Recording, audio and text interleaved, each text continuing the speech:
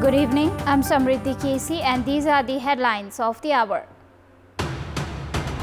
Health insurance program launched by the government fails to ensure effective implementation. Citizens continue to suffer.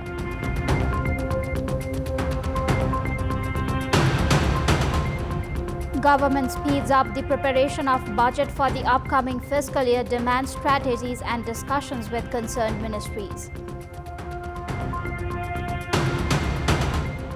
Sudan Army and its supporters celebrate across the country as troops recapture presidential palace in Khartoum, striking a blow to rapid support forces. And Nepal wins over Singapore by 1-0 in the friendly match for AFC Asian Cup.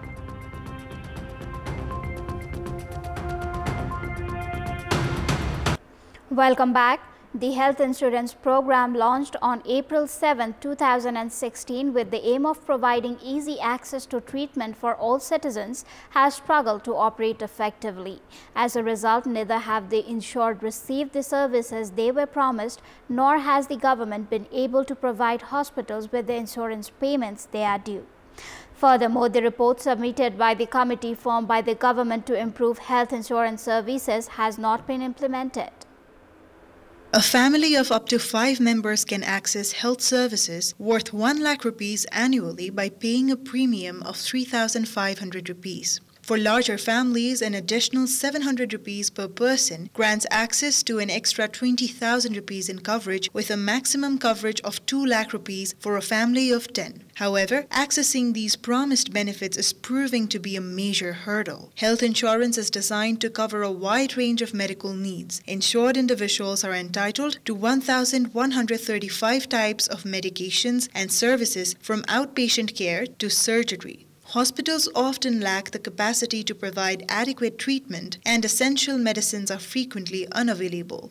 Patients with insurance are being turned away or told to purchase the medications elsewhere. This has led to widespread dissatisfaction, with many choosing not to renew the insurance policies. Another critical issue is the lack of enforcement of existing laws. The Health Insurance Act of 2074 mandates that all citizens must enroll in the health insurance program. This mandate also extends to civil servants and families of migrant workers. However, the government has been hesitant to enforce these legal provisions. हामीले भन्दाखेरि 753 मा नै हामी सेवा दिएका छौं भनेर भनेका छौं, तर 52% चाहिँ नि स्थानीय तहमा प्रथम सेवा बिन्दु वहाँ बीमित व्यक्ति गएर सेवा लिने ठाउँ नै छैन, अर्को पालिकामा अर्को ठाउँमा गएर सेवा लिनुपर्ने स्थिति छ। भने अनुसारको उपचार पाइएन भन्ने छ, उपचार लिने क्रममा लामो लाइन बस्नु पर्यो, अप्ठ्याराहरू भयो भन्ने छ। बीमित व्यक्तिलाई गर्ने व्यवहार सेवा प्रदायकले गर्ने व्यवहारमा अलिकति भिन्नता भयो भन्ने खालका गुनासाहरू पनि छन्। ती सबै कुरा चाहिँ नि स्वास्थ्य तथा जनसङ्ख्या मन्त्रालय, सेवा प्रदायक, स्थानीय तहहरू, प्रदेश सरकार, निजी क्षेत्र र स्वास्थ्य बीमा बोर्ड सबै मिलेर चाहिँ नि त्यो सेवालाई प्रभावकारी कसरी बनाउने, किन भन्दा यो कलेक्टिभ चाहिँ नि रेस्पोन्सिबिलिटीको कुरा हो, सामूहिक उत्तरदायित्वको विषय चाहिँ नि हो। Then there's the problem of misuse. While the core principle of health insurance is to support those in need, there are instances of individuals seeking benefits even when they don't require them. Health facilities are also being accused of providing unnecessary services for financial gain. The government introduced co-payments in 2018 to curb misuse, a 10% co-pay in government hospitals with over 15 beds and 20% in private and community hospitals. However, this measure has not led to significant improvements. Perhaps the most pressing challenge is the issue of financial sustainability. The government allocates approximately 7.5 billion rupees annually to the health insurance program. Premiums collected amount to between 3 and 3.5 billion rupees. However, expenditures exceed 13 billion rupees, creating a substantial deficit. As a result, the government has been unable to reimburse hospitals since June, affecting 484 hospitals currently participating in the program. Hospitals are facing operational difficulties and struggling to provide services to patients. अस्पतालले औषधि नपाउने भो, औषधि अस्पतालले नपाइसकेपछि के हुने भो, जनताले औषधि नपाउने भो, हैन? समस्या यहाँनेरि आयो के, यो त औषधिको पार्ट हो। अनि अस्पतालमा कर्मचारी हुन्छ हुँदैन? अनि बिमा चलाइसकेपछि कर्मचारीले तलब नखाइकन तपाईको काम गर्छ कि गर्दैन? बिना तलब कर्मचारीले काम गर्छ? गर्दैन। अनि अस्पतालहरूले बैंकबाट लोन लिएका हुन्छन् हुँदैन? अनि हरेक 3 महिनामा राज्यको पैसा अस्पतालहरूले राज्यको पैसा बुझाउनु पर्छ पर्दैन? के अरे बैंकको पैसा सामग्री ब्याज त बुझाउनु पर्यो। भनेपछि त अस्पतालहरू त बैंकरप्टको स्थितिमा जाने भयो। In response to these systemic problems, the government formed a task force led by Dr. Shambhu Acharya to recommend reforms. The task force concluded that the current system is unsustainable and called for a complete restructuring of the health insurance program. Recommendations include integrating health treatment support programs under the Health Insurance Board, expanding insurance coverage to 5 lakh rupees, implementing the program at all 3 levels of government, and prioritizing enrollment for elected officials, government employees, and those in organized sectors. However, the timeline for the implementation of these recommendations remains unclear. Citizens are facing a double bind. They enroll in insurance but struggle to access necessary medicines and healthcare facilities. Laws designed to increase enrollment and funding remain unenforced, and efforts to improve the system are hampered by a lack of coordination between different levels of government. उच्च स्तरीय समितिले दिएको बीमाको प्रतिवेदन कार्यान्वयनको चरणमा गइसकेको छ। अब जुन तत्कालै गर्न सकिने थियो त्यो तत्कालै चाहिँ केही 1-2टा काम चाहिँ भइसकेका पनि छन्। केही 6 महिनामा, केही 1 वर्षमा र केही 5 वर्षसम्ममा गर्ने गरी चाहिँ त्यसलाई विभाजन गरिएको छ। त्यही अनुसार चाहिँ सम्माननीय ज्यूसँग, नेपाल सरकारसँग, क्याबिनेटसँग, विपद प्राधिकरणसँग सबैसँग चाहिँ अहिले समन्वय र सहकार्यको चाहिँ काम चाहिँ भइरहेको छ। It is crucial to remember that health services are a fundamental right of every citizen. Basic health care should be provided free of charge. Yet, even with insurance, access to essential services remains a challenge. The fact that only 20% of citizens have enrolled in health insurance after 9 years, and that even they face difficulties in accessing care, is a matter of serious concern for the government.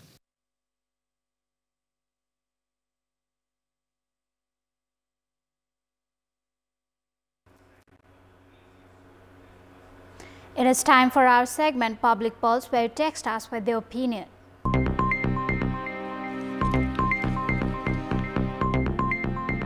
But before today's question, let's take a look at the results from yesterday's poll. Yesterday, we had asked you, why has caste-based discrimination not ended despite constitutional provisions?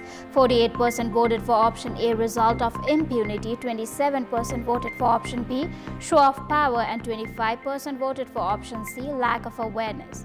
Here's today's question.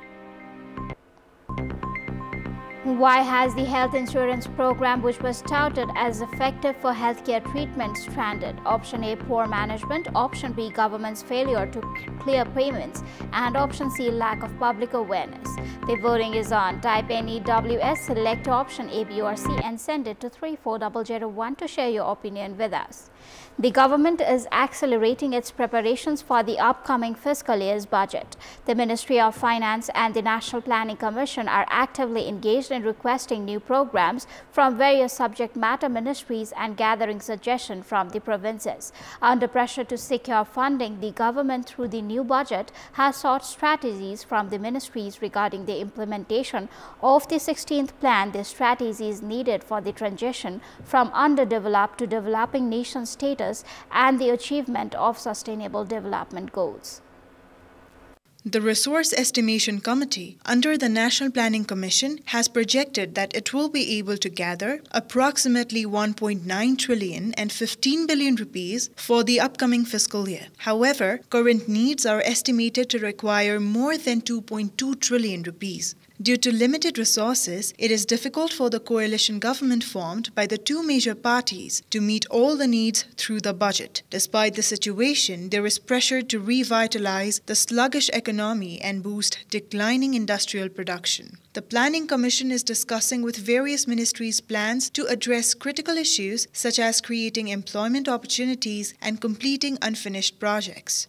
Genuine खालको उद्यम व्यवसायहरू कसरी प्रवर्धन गर्छौं भने जस्तै उत्पादनमा आधारित उद्यम व्यवसाय कसरी प्रवर्धन गर्न सक्छौं त्यसमा एक किसिमको छलफल बहस पनि हुनुपर्छ किनभने त्यति सजिलो छैन सँगसँगै हामीले निर्यातका उपायहरू निर्यात बढाउने उपाय खोज्यौं भने पनि त्यसले पनि हाम्रो आन्तरिक उत्पादनको माग सिर्जना गर्छ यसरी निर्यात प्रवर्धन र र आयात प्रतिस्थापनको रणनीतिक ढङ्गले हामी गयौँ भने हाम्रो आन्तरिक उत्पादनको माग पनि सिर्जना हुन्छ र आन्तरिक उत्पादन भएपछि रोजगारी सिर्जना हुने अवस्था पनि आउँछ। Regular programs at the federal, provincial, and local levels are ongoing. This year, there is a need to facilitate entrepreneurship and the expansion of small and medium-sized industries in order to make internal employment decade a success. Ministries have also been asked to develop plans to implement the 16th five-year plan's goal of achieving 10.5% economic growth to achieve the Sustainable Development Goals and to execute strategies for upgrading the country from a least developed country to a developing nation within the year. Additionally, the government is responsible for reducing the growing trade deficit and to increase investment in the agricultural sector. मध्य पहाडी लोकमार्ग छ, त्यसको वरिपरि थुप्रै बाँझो जग्गाहरू छ, तर potential जग्गाहरू पनि छन्। मानिसहरू त्यहाँ चाहिँ केही कृषि कर्महरू, किसानहरू र सबै पोलिटिकल पार्टीबाट पनि कमिटमेन्ट आएको विषय छ।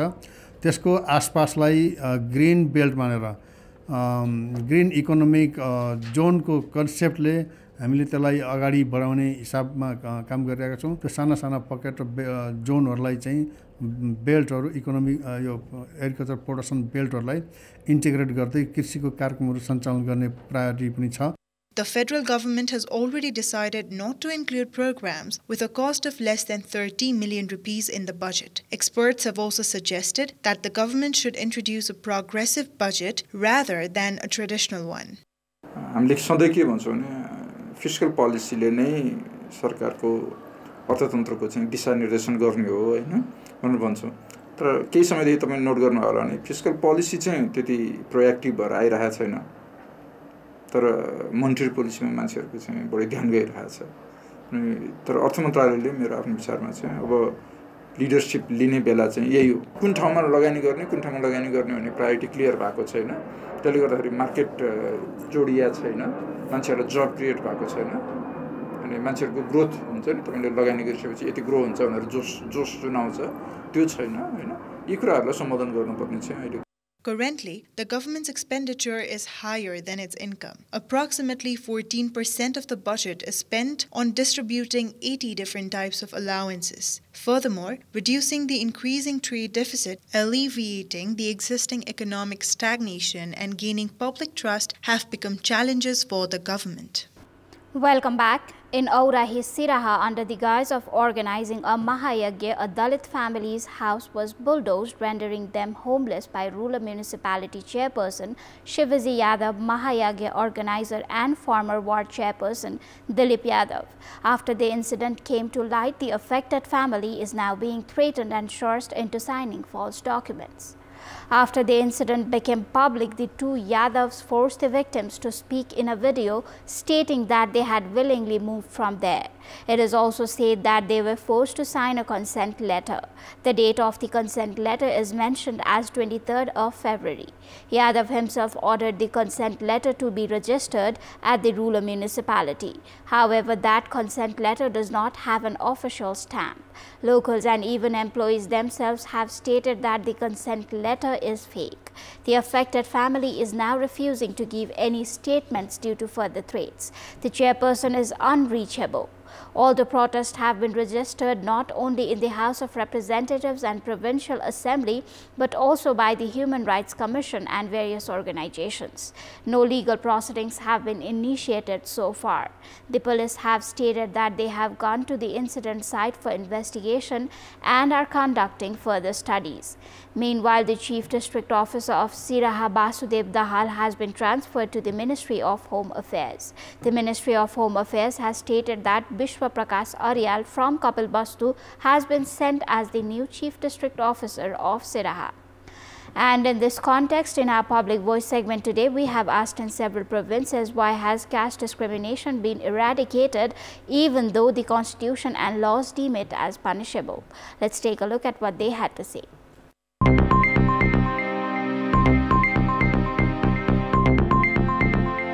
संविधान र कानुनमा चाहिँ नियम त बनाइयो लेखियो तर मानिसहरुमा चाहिँ पुरानै सोच नै हाबी भइराख्यो के नियममा मात्र बनाएर भएन त्यसलाई लागू पनि गर्ने भयो भने चाहिँ जातीय भेद हट्ला कानुन बने तापनि कार्यान्वयन पक्ष भने फितलो भएको कारणले जातीय भेद अन्त्याउन नसकेको संविधानलाई पूर्ण रूपमा कार्यान्वयन नगरेको अवस्थामा चाहिँ यो जातीय विभेद जस्ता तस्तै रह जस्तो लाग्छ मलाई हिजोदेखि विभिन्न जातका नाममा धर्मका नाममा विभेदहरू थियो त्यो विभेदको जरा अझै पनि हामीले त्यो समाजबाट निकाल्न सकिरहेका छैनौं कानुनमा व्यवस्था भए पनि त्यो सोचमा चाहिँ परिवर्तन गर्नै गाह्रो भएको छ दण्डनीय पनि भएका छन् मानिसहरू तर अझै पनि सोच हाम्रो त्यति भएको छैन त्यसलाई सोचमा पनि सुधार गर्नुपर्ने छ सोच विचार भएका युवाहरू हाम्रो सबै बाहिर छन् जुन चाहिँ सोचमा अब परिवर्तन नभएका बुढापाकाहरू त्यस्तो मान्छेहरू हाम्रो नेपालमा छ हैन एउटा कारण त्यो भयो अनि अर्को चाहिँ अब मेन त अशिक्षाको कारण पनि हो मान्छेहरूको दिमागमा त्यो टेन्सन पुरानो छ के हामी चाहिँ उच्च जाति तल्लो स्तरको जाति त्यो विभेद चाहिँ आपसमा गएको छैन त्यो मिटाउनु पर्ने अवस्था पक्कै देखिन्छ संविधान मान्ने तर संविधान मुताबिक आफ्नो छुवाछुतको भेदभाव गर्ने त्यस्तो नहुनुपर्ने हो पोलिटिकल पावर ओभरले त्यसलाई चाहिँ कन्ट्रोल गरेको हुन्छ समयमै उहाँले जुन पाउनुपर्ने दण्ड पुरा नपाएर बिचैमा छुट्ने मानिसको सोच शैली र चिन्तनमा परिवर्तन हुनु जरुरी छ राजनीतिक नेतृत्वदेखि नै त्यसलाई चाहिँ एक प्रकारले कतिपय संरक्षण गरेको हो कि जस्तो कारणले पनि त्यसलाई चाहिँ हट्न नसकेको हो हामी जस्तै शिक्षित मान्छेहरूको जसले चाहिँ जबसम्म मानसिकता चेन्ज हुँदैन मानसिकता त्यो परिवर्तन नभएसम्म चाहिँ यो जाति विभेद चाहिँ हट्दैन